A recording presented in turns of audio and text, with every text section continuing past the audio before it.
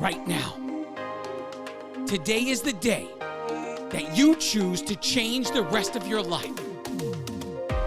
It is time to turn your setback into the greatest comeback story ever told, and nobody is more capable than you.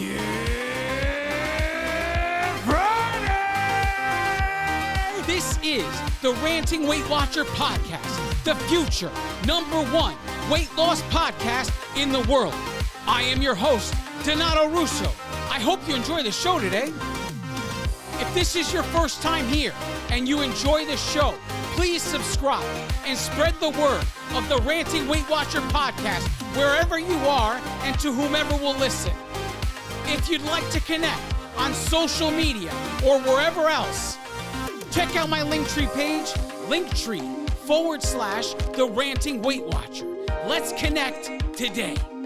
Hello, everyone. Welcome to episode 130 of the Ranting Weight Watcher podcast. If this is your first time here, welcome. I hope you enjoy the show. Please consider putting a rating in whatever podcast platform you're using to listen to it. And also consider spreading the word of the Ranting Weight Watcher to anyone you know that is in the same position we are all in, trying to accomplish the same goals we are all trying to accomplish. Well, let's not waste any time. Let's get into this! Journey updates. I am down 1.6 pounds this week. For the month of March, since it's the first weigh-in, it's also down 1.6 pounds. Total loss since January 2019 is 153.6 pounds. Total pounds remaining to get to the 175-pound milestone is 21.4 pounds. And the total pounds remaining to get the 200-pound milestone is 46.4 pounds. For my consistency challenge update, week 15 officially ended in a success, and there have been no changes made for week 16, although I'm kind of having a problem this week. And this week let's just hope for the best right now. 2 days ago, I woke up in the morning with back pain that I did not go to sleep with. Now, yesterday, the back pain got worse and worse throughout the day. I attributed this to the fact that I was sitting all day working. And my answer to this was to get up and move at the end of the day. I get out the door and just walk. And normally on a Monday, I would not walk. I would do the Leslie Sansone workout. And there was just no doing a Leslie Sansone workout with pain like this in my back. But if I took a walk and just took my time, I didn't see a problem with that. So the time came, I finished work, and that's what I did. I went outside, went for a walk. I went a little slower than I normally do, but overall, I still did a 3.5-mile walk, which is something I would typically do Monday through Friday if I'm walking one of those days. During the walk, I encountered some sharp pains as I turned corners. It was weird. If I twisted my body a certain way, I would get this really sharp pain in the process. But other than that, it was the same the ache that have been there all day long. When I got back from the walk, I noticed that the pain was getting worse and worse. It was not slowing down. So I decided to take some anti-inflammatory meds. I didn't want to do any stretches until I calmed the pain down.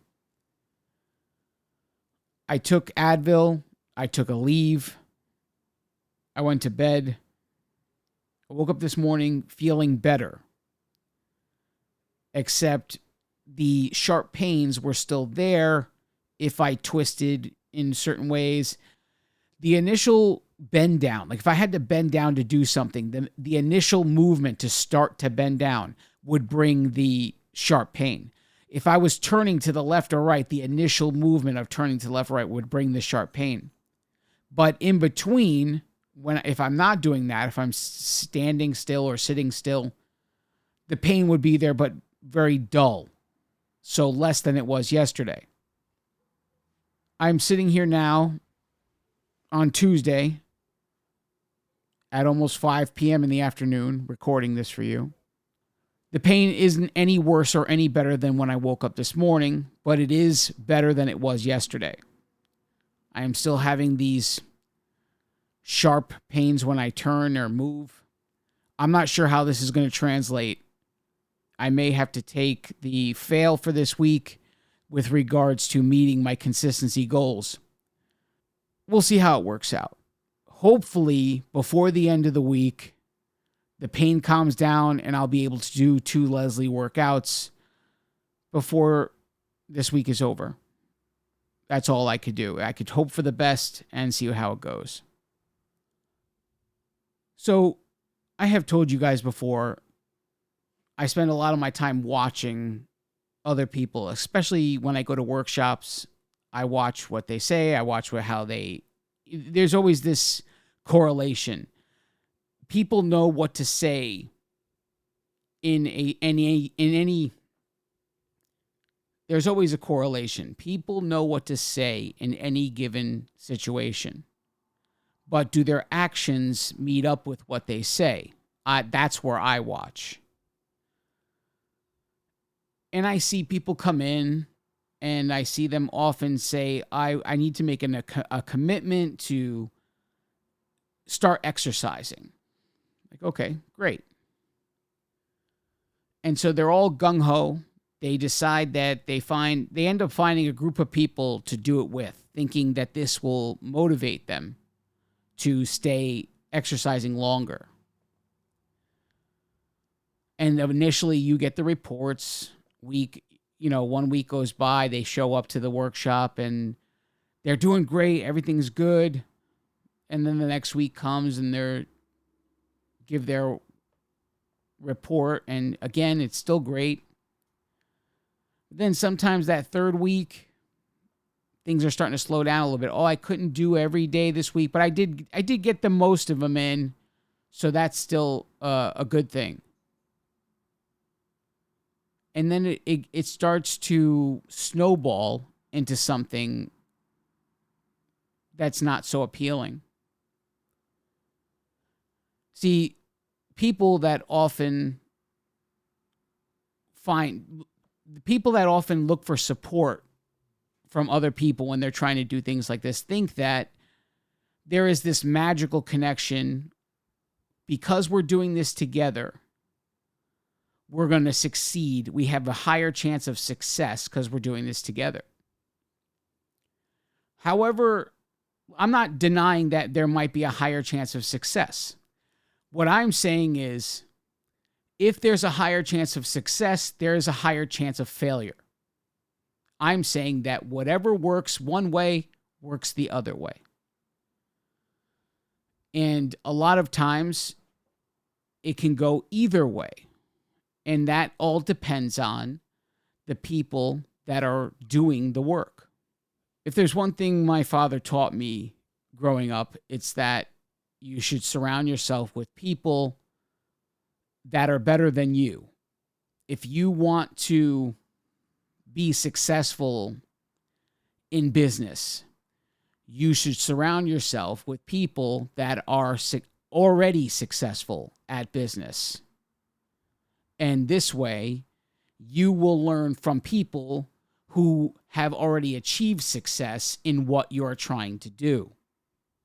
If you hang out with people in the same position as you, you are liable to make the same mistakes as them. You're liable to even get caught up in the same weaknesses as them. I'm telling you all this because there was a particular member of a workshop who came in, and now at this point, I've watched this person do this cycle twice. Because I've told you before on this podcast, everything happens in cycles. I've watched them find a group of people, work out, do great, and one by one, that group of people starts to lose focus. And because the person who initially started it was depending on the drive of others or the motivation of others to motivate them to do what they needed to do, eventually they lost motivation just the same as everyone else in the group. I watched this happen twice as the person found additional people who are gung-ho, motivated, wanting to get moving. I watched them go into this second group and again report doing great things. And again, slowly but surely, the people in the group lost their drive to continue. Look, losing motivation is normal because motivation was never meant to be a perfect because motivation was never meant to be a permanent thing. It is never, how do I say this? Motivation is this unicorn that runs and you hope to catch it. If you waste too much time looking for it, you're going to end up failing anyway.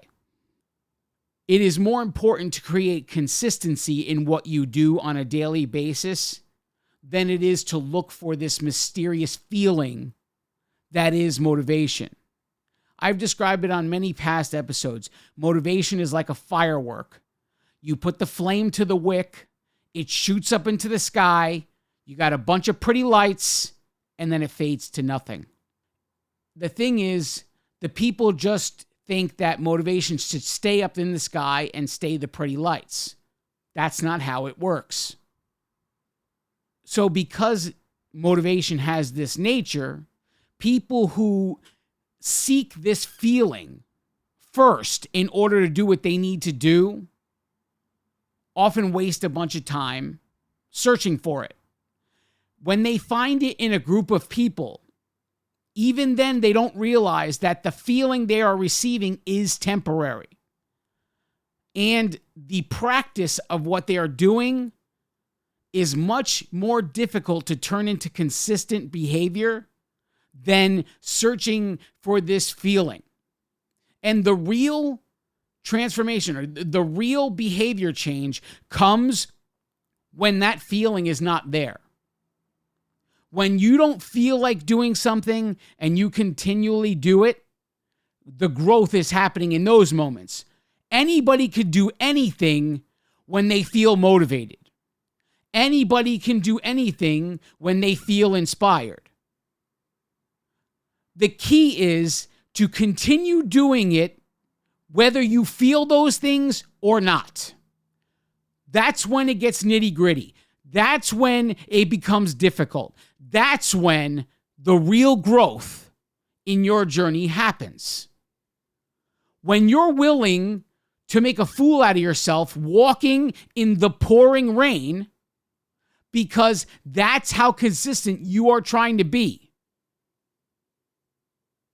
When you are willing to do anything in your power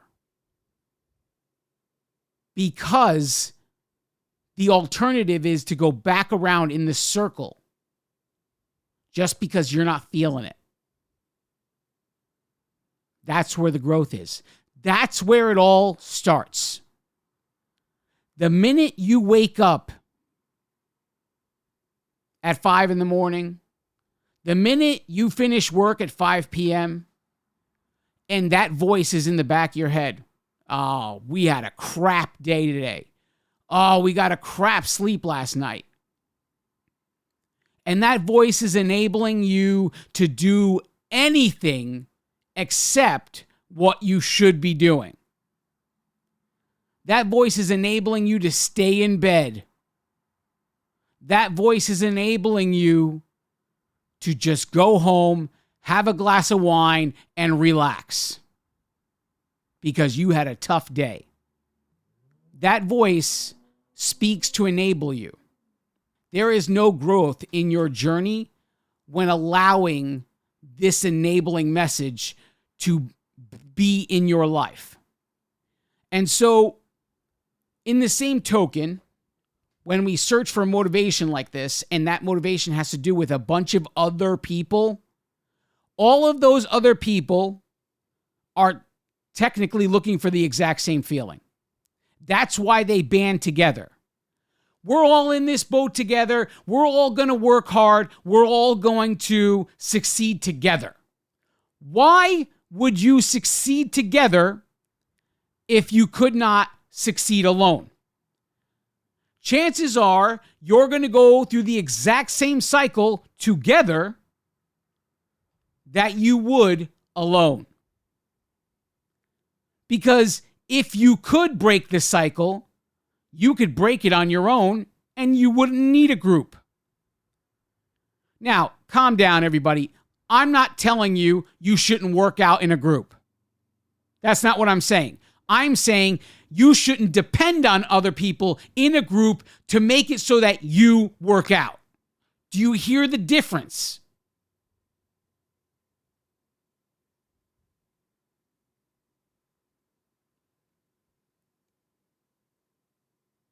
This feeling you get when you're a band of brothers ready to go work together, it's temporary. It doesn't stick around. And maybe once in a while, somebody will be strong enough to lift you up and keep going.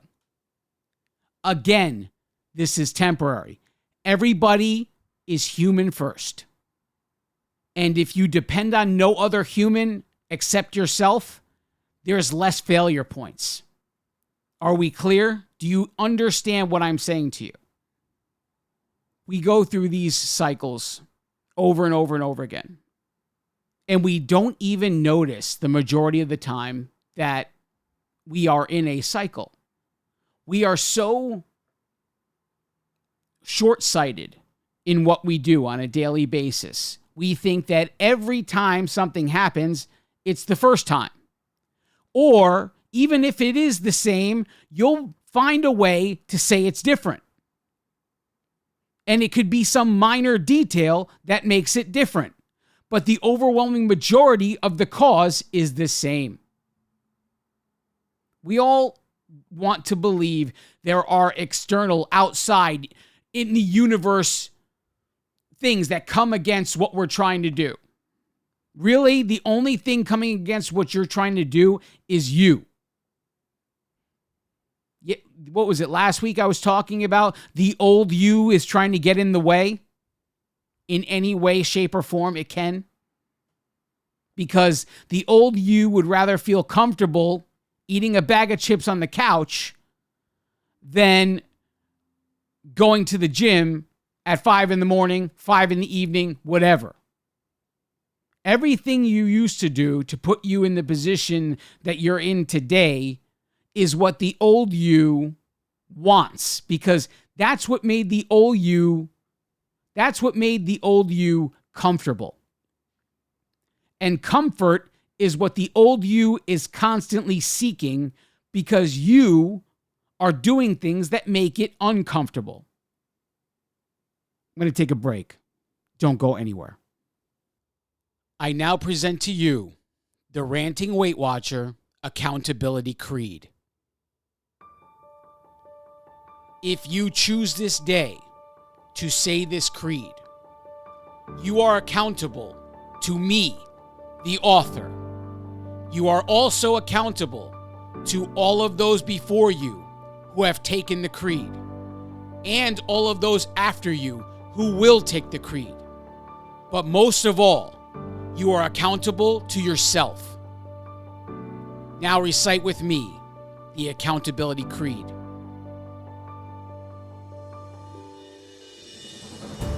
Nothing can stand in my way because I choose to be unstoppable. My challenges crumble in my presence because I choose strength when I am weak. My insecurities have no power over my life because I choose confidence in the face of fear. I own every last one of my mistakes because I choose growth over mediocrity. The mirror and the scale are powerless because I move forward in spite of the result. Circumstances are not obstacles because I see solutions instead of problems. The demons of my past can no longer torment me because I choose to renew my mind daily. All things are possible as long as I believe, because if God is for me, who can be against me? This is the creed I declare each day. It is about what I do, not what I say. I will learn the work that needs to be done. I will never stop, even when I've won. I will work consistently, no matter the cost. I refuse to believe that all hope is lost. I will work when I want to. I will work when I don't. I will work when they are cheering. I will work when they won't. I will work when it's easy. I will work when it's hard. The atonements that I've made are made with no regard. I will work when it's cold. I will work when it's hot, because choices have consequences, justified or not. When I think I know it all, I will start back at one, because regardless of what I think, the work is never done.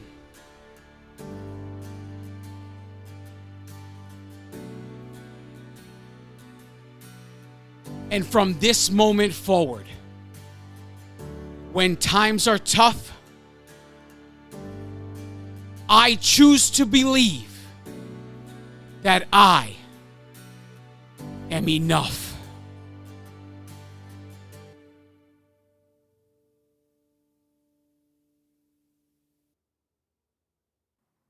So there's not going to be any fun music in the random facts portion of the show today.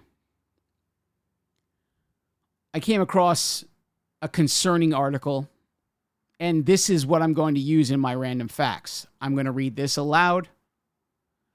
And if you guys don't know what the random facts of this show is, I have been trying to battle reading aloud because it was a fear of mine all through school.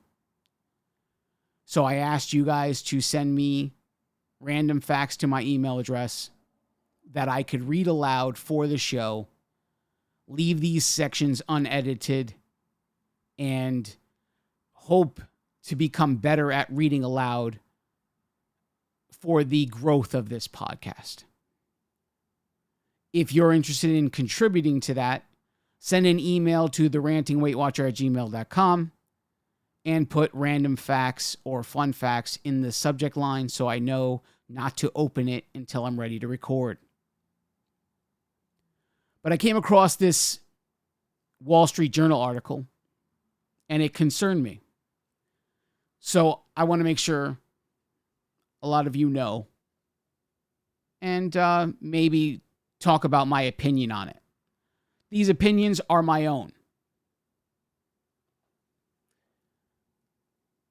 This Wall Street Journal article is titled, or is dated March 6th, 2023. And it's titled, the headline reads, Weight Watchers moves into the Ozempic market with telehealth deal. WW International Incorporated, known as Weight Watchers, is buying a digital health company called Sequence, marketing the diet company's move into the hot market for diabetes and obesity drugs, including Ozempic and Wegovy. I don't know if I said that right. Wegovy, Wegovy. Sequence is a subscription service that offers telehealth visits with doctors who can prescribe the drugs. Weight Watchers, which has long promised to help customers lose weight through food tracking and lifestyle changes, is moving to also offer customers medical weight loss approach. This is the biggest innovation in our industry today, said Seema Sistani, WW's chief executive officer of the new drugs. There's real excitement for the health outcomes of these medications. Ms. Sistani, who has been the CEO since 2022, noted that there are also concerns that people are taking these drugs need support to make diet and exercise changes too. Sequence, whose corporate name is Weekend Health Incorporated, started in 2021, has amassed 24,000 members as of February. WW says it's paying a net price of $106 million, and the deal is expected to close in the second quarter of 2023. WW plans to promote Sequence's telehealth services to Weight Watchers members. Gary Foster, WW's chief scientific officer, says Weight Watchers plans to create programs geared to people who are using weight loss drugs that would include an emphasis on strength training and consuming high-protein foods, since when people lose weight, they often lose important muscle mass. Sequence members pay $99 a month for services that include telehealth appointments with doctors who can prescribe Ozempic, Wegovy,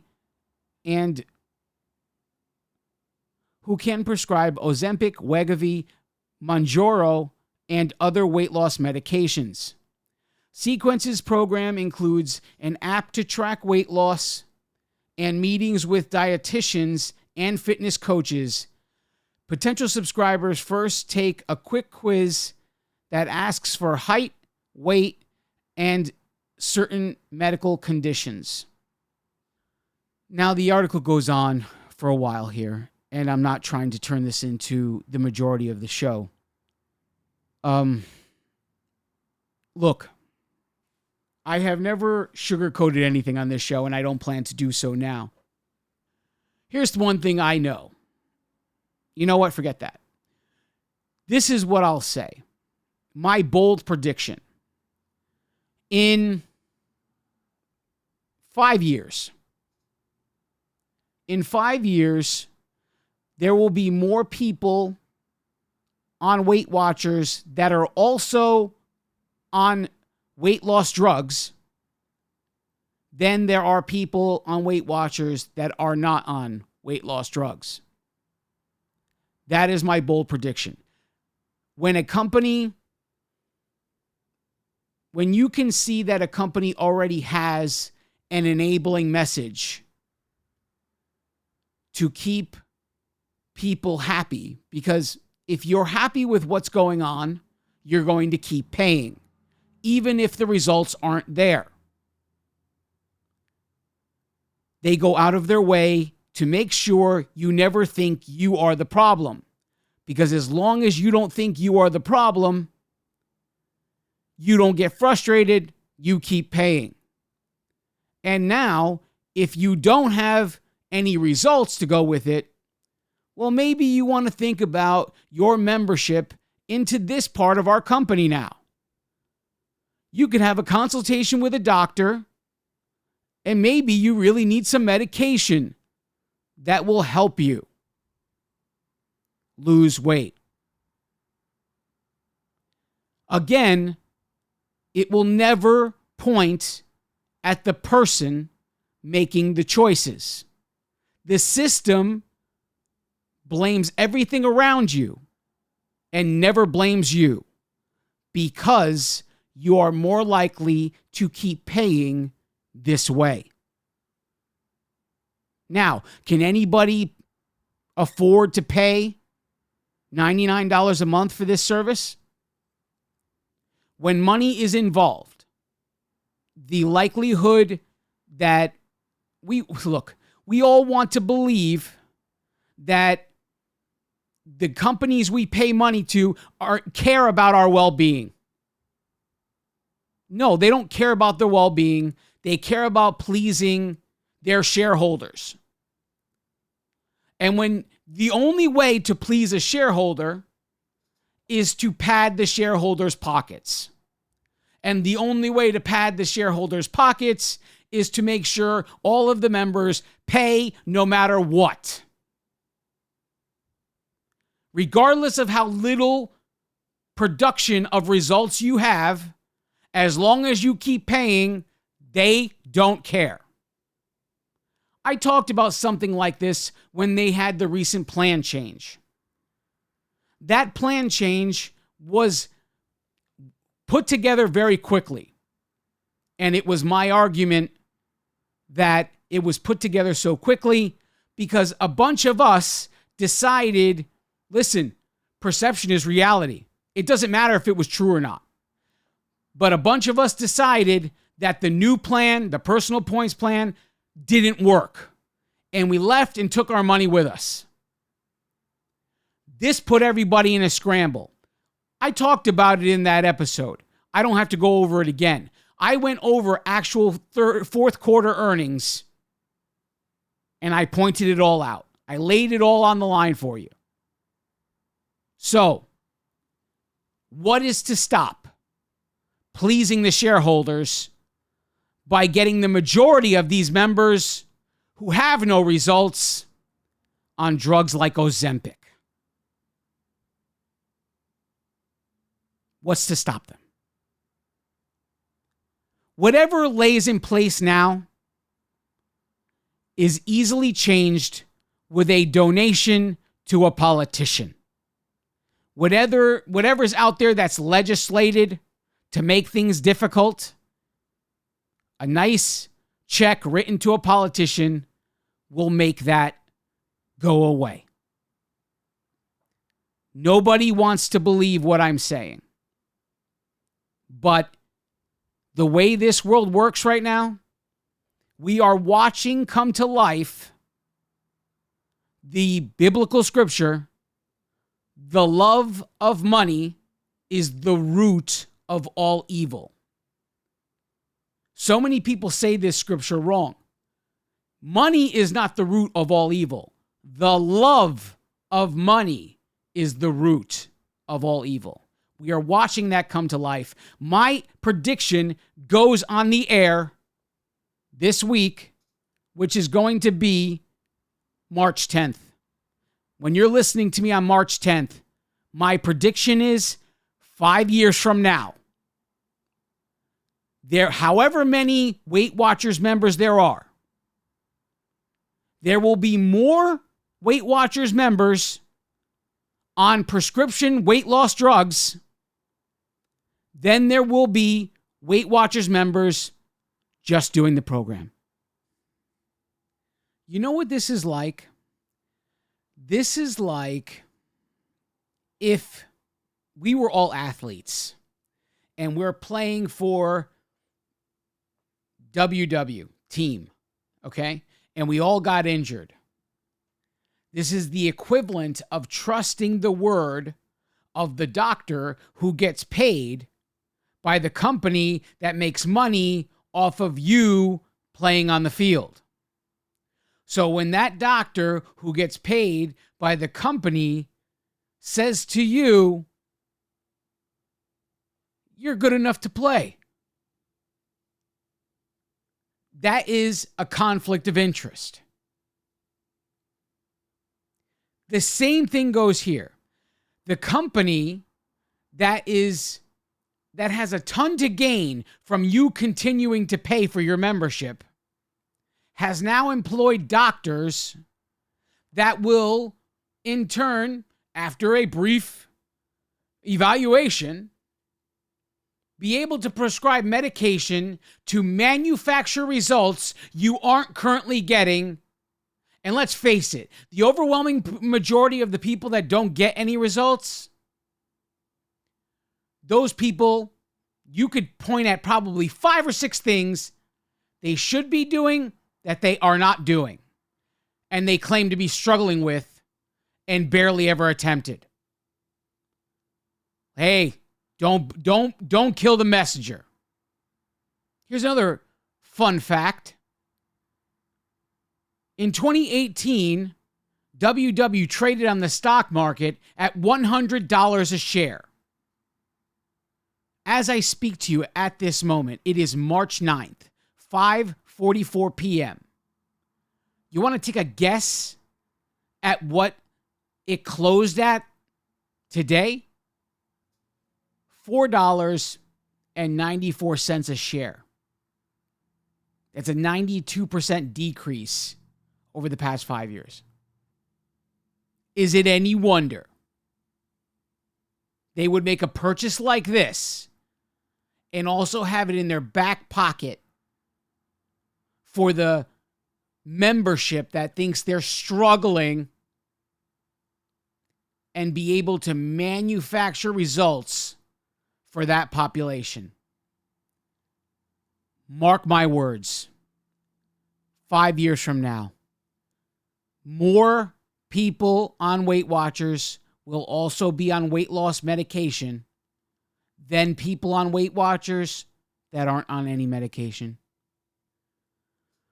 And that's all I have to say about that. I apologize for going on this long about this, but this purchase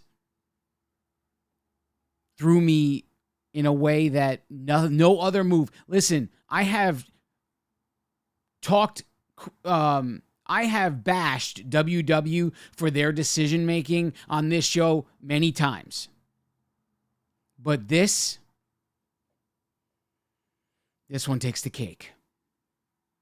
And really, I could have turned this into a whole episode. Instead, we're just doing a little segment here. I could have done much, much more with this. I'm going to take a break. Don't go anywhere. And we are back. Thanks for sticking with me. So in the beginning of the show, I talked about watching as someone I see in a workshop goes through a cycle now more than once. And that cycle is to choose other people to band together with to go work out together. When they go to the gym, let's do this together. And then slowly but surely, oh, I can't make it. Oh, I'm too busy. Things start to crumble. And in reality, what starts off as an excuse like, oh, I'm too busy, I can't do it this day, really is they don't feel like doing it this day the majority of the time. But one by one, all of these people you banded together with end up dropping off, and you are stuck on your own. And it is in this moment that if you based your entire exercise regimen off of doing, I am okay to do this as long as I do it with other motivated people, I'm telling you that you're doomed to fail. When you go on an airplane, what do they tell you? They tell you, in the event of emergency, fix the oxygen mask on your own face before you help someone else. Why do they tell you that? They tell you that because if something happens to you while you're trying to help someone else first, now you're both gone. Because you were helping someone else, you didn't help yourself, and you both, in the emergency, have something bad happen to you. That is the goal. When they tell you that, when they tell you to put that oxygen mask on yourself first, it is to make sure you're okay before you can help somebody else. It's not to stop you from helping other people. Because it's easier to help other people if you've already helped yourself. This is the same theology when I told you that the one thing my father taught me was to, whatever it is you want to do, hang out with people that are better than you at that thing, and you will be the best you can possibly be at that thing. If you want to be an entrepreneur, hang out with other entrepreneurs who are already established, already successful. Because you will learn from them what you don't already know, as long as you are willing to do the learning. If you don't, then you are bound to make all of the same mistakes they made, rather than have a slight advantage of being a close friend of theirs, and they can advise you of how to get out of these situations before they actually happen, because they already went through it.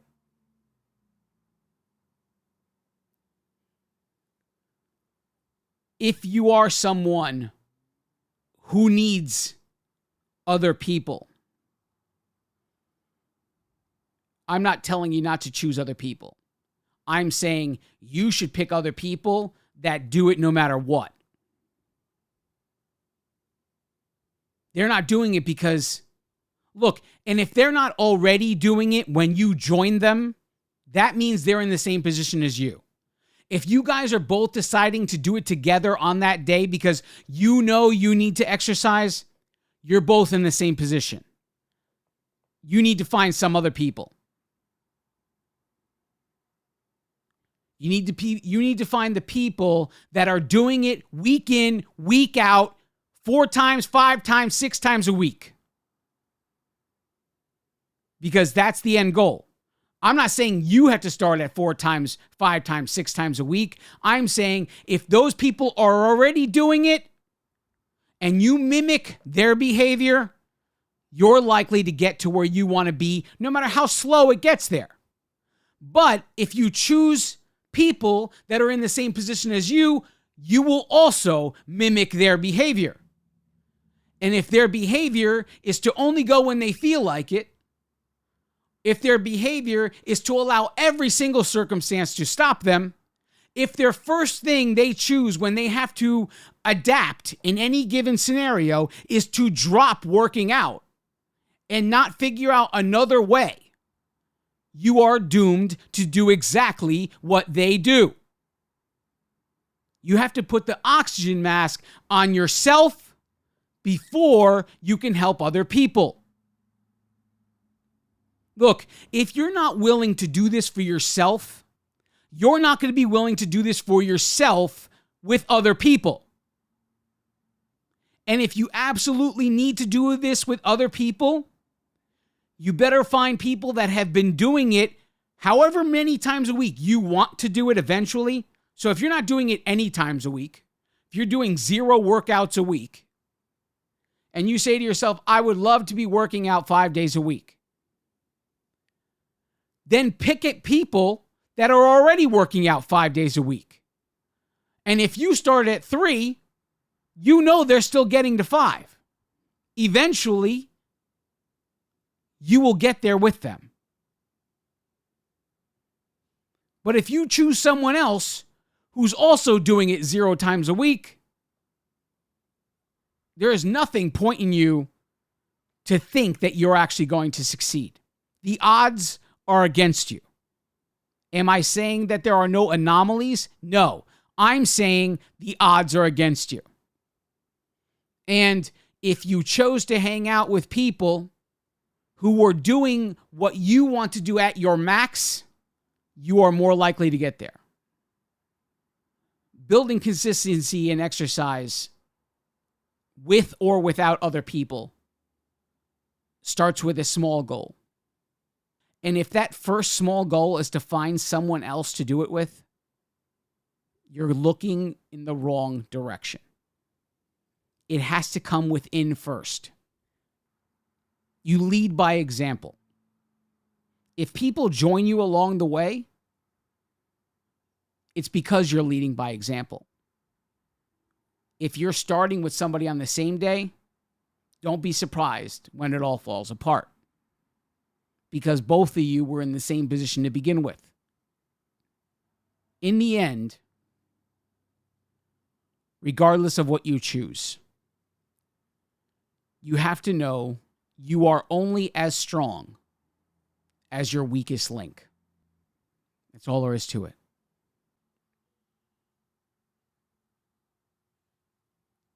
Sometimes I have to say the things that people don't want to hear.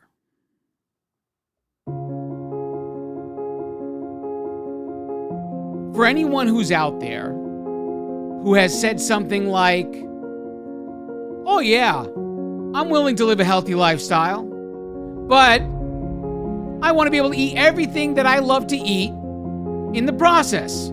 Everything that put you in the position. Or, oh yeah, I'm willing to live a healthy lifestyle, but I don't want to do any exercise. Maybe you sound more like this. Oh yeah, I'm willing to live a healthy lifestyle, but I just don't have the motivation to exercise.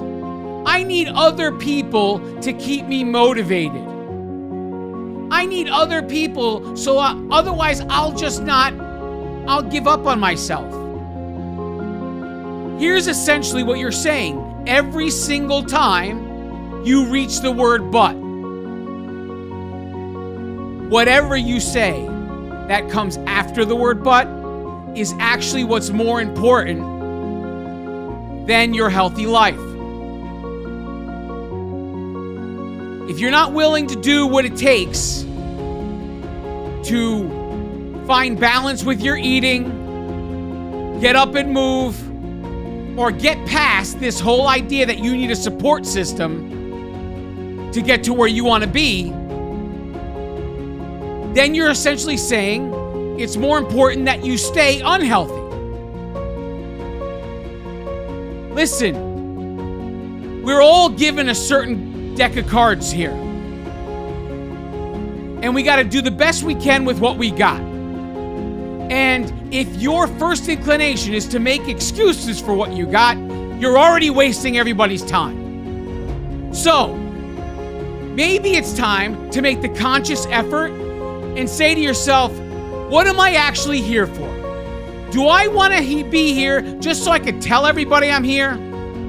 Or do I actually want to get to the things that I actually want to do in my life? This is the moment. This is the moment that you have to decide. Because the healthy version of you, you can't buy it. It's not handed to you. And nobody can do it for you. It all comes from you. And if you're making excuses and stipulations and rules so that you can do it your own way, you may never get to where you're going. And it will only be you to blame.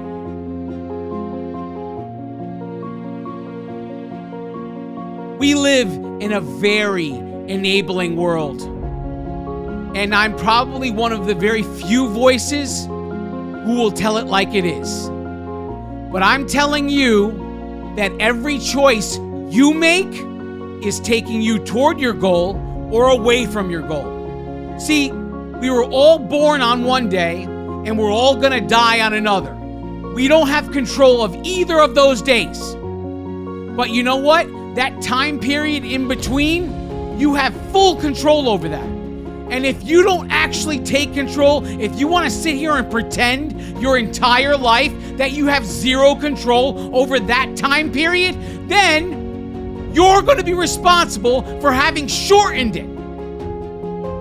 Yes, your choices can lengthen it or shorten it.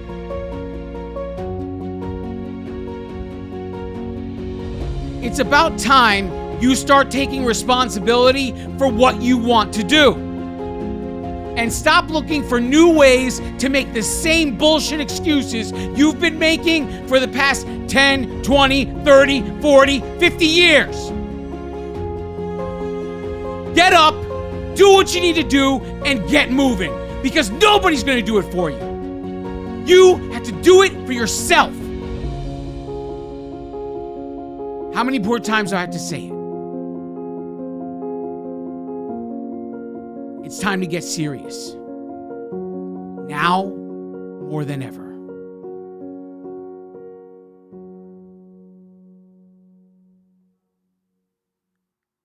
I love each and every one of you. God bless you all.